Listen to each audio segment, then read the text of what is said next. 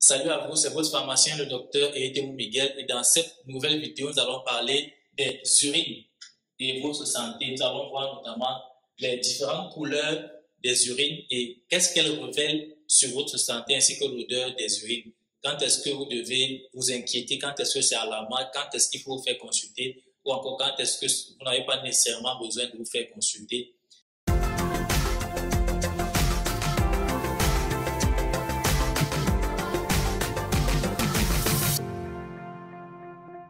Bien, commençons par dire que les urines sont produites chaque jour par les reins qui filtrent dans le sang et les urines sont donc un moyen pour l'organisme d'éliminer un certain nombre de déchets hors de l'organisme. Et ce qui donne la couleur des urines, c'est le composé appelé urochrome, qui est un pigment.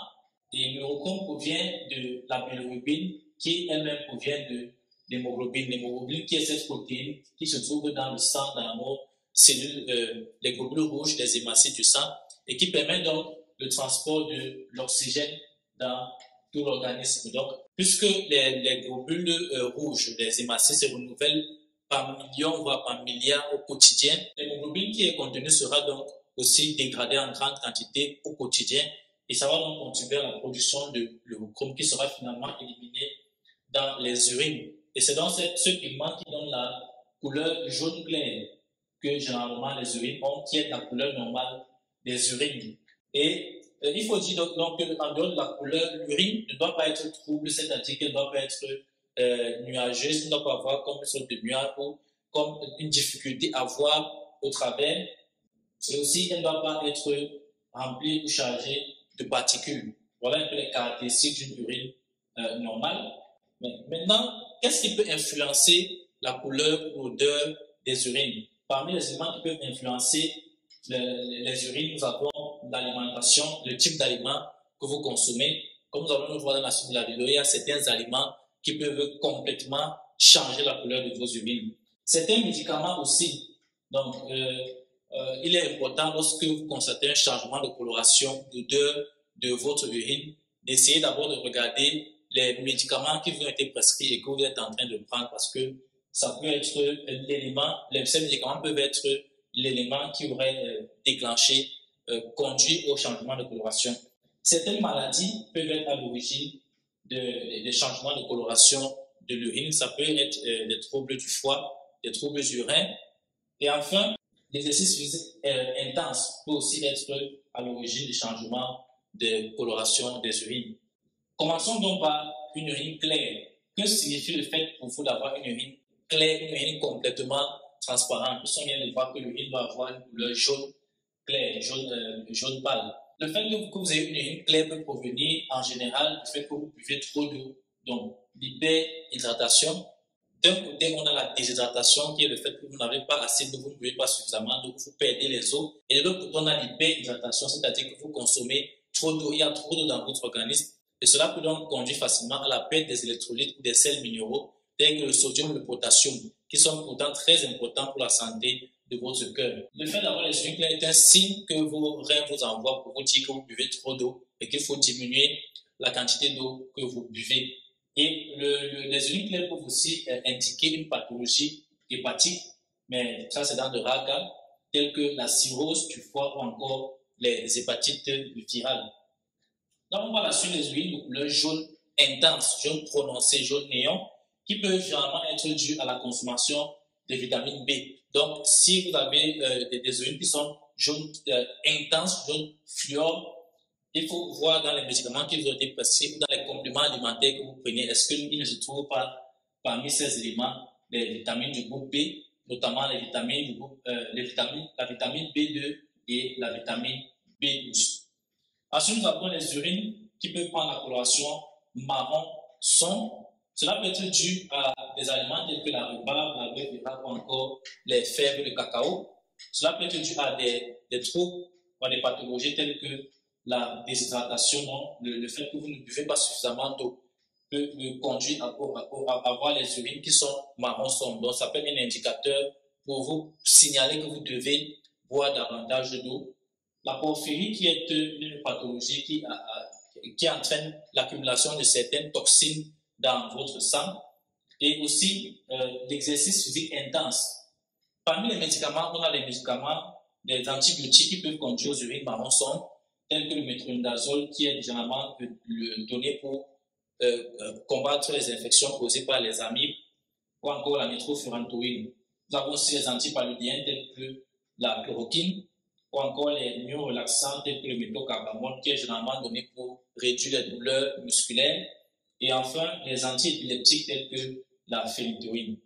Ensuite, nous avons la couleur bleue ou la couleur verte. Oui, il est possible d'avoir des urines de couleur bleue ou de couleur verte, aussi surprenant soit-il, et cela peut provenir généralement des colorants alimentaires ou des colorants dans les médicaments tels que le bleu de méthylène, qu'on retrouve dans les bonbons ou dans les médicaments, certains médicaments. Donc, si vous retrouvez ce bleu de méthylène dans la composition des aliments que vous avez consommés, il est donc fort probable que vos urines de couleur bleue ou de couleur verte soient causées par cet ingrédient, ce colorant. Nous avons aussi les infections, telles que l'infection du Pseudomonas aeruginosa, qui est une bactérie qui peut souvent causer des infections au niveau de vos voies urinaires. Et enfin, nous avons certains médicaments comme la cimétidine, qui fait partie des traitements contre l'ulcère gastrique, la rifampicine, qui est un antibiotique, l'indométacine, qui est un anti-inflammatoire, donc qui combat l'inflammation, les douleurs inflammatoires, le propofol, ainsi que les vitamines du groupe B. Ensuite, nous avons donc les urines de couleur orange. Cela peut être généralement aux aliments tels que la carotte. Donc, si vous vous mettez à surconsommer la carotte, cela peut conduire à avoir les urines oranges, ou encore la betterave, la vitamine C, ou la rhubarbe, la déshydratation, ou encore les problèmes affectant la bile et le foie peuvent aussi causer les urines de couleur orange. Et lorsque c'est des problèmes de foie ou de bile, c'est souvent associé à la jaunisse. Et enfin, les médicaments tels que la rifampicine, qui est un antibiotique, la sulfasalazine, qui est un anti-inflammatoire, ou encore la chimiothérapie, donc les médicaments pour traiter le cancer, peuvent dans certains cas conduire à une coloration orange des urines. Nous allons continuer avec la dernière couleur, rouge ou rose. Donc, il peut arriver que vos urines, au lieu d'être jaune clair, soient carrément rouges, carrément roses. Ceci peut être dû aux aliments tels que la betterave ou la rhubarbe. Donc, si vous avez consommé beaucoup de betterave et que vous avez des urines rouges ou jaunes, et que cela dure juste quelques jours, il n'y a pas nécessairement à vous inquiéter par rapport à cela. Par contre, certaines pathologies peuvent être à l'origine des urines rouges ou roses telles que les maturées, qui se caractérisent par le fait donc, que les cellules sanguines, notamment les hématocytes, les globules rouges, vont traverser les reins, vont traverser le filtre du rein et se retrouver dans les urines. Alors qu'en temps normal, on n'est pas censé retrouver les hématocytes dans les urines. Donc ça peut vouloir indiquer qu'il y a un problème au niveau de vos reins. Cela peut aussi être lié à l'hypertrophie bénigne de la prostate, qui est une augmentation du volume de la prostate chez les hommes. Cela peut aussi être dû aux calculs rénaux, donc qui sont des cailloux qui se forment au niveau de vos reins et qui empêchent l'urine de circuler normalement.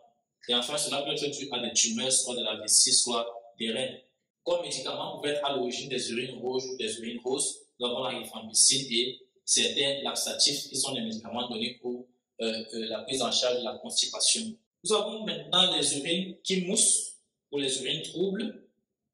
Lorsque vos urines moussent, lorsque vos urines sont un peu comme nuageuses, cela peut indiquer en général une déshydratation, donc vous devez appeler à boire beaucoup plus d'eau, mais cela peut aussi être causé dans un grand nombre de cas par une infection. Donc si vous avez des urines troubles ou des urines qui moussent et que vous buvez suffisamment d'eau, la probabilité est grande pour que ce soit causé par une infection de vos voies urinaires. Et j'ai déjà fait une vidéo sur comment prévenir les infections urinaires. Donc, je vous invite à la regarder pour en savoir davantage.